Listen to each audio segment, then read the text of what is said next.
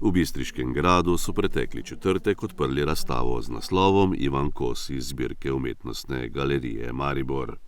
Umetnostna galerija Maribor z gostovanjem razstave prvič sodeluje z Zavodom za kulturo Slovenska Bistrica.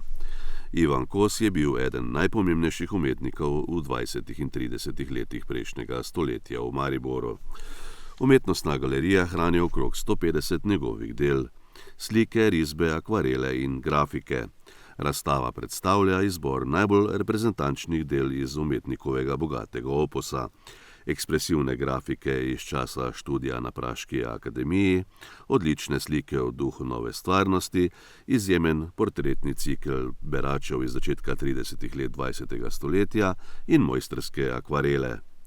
Razstavo je uvodoma podrobneje predstavila kustosinja Andreja Borin iz Umetnostne galerije Maribor. Odprtje so popestrili tudi s kulturnim programom.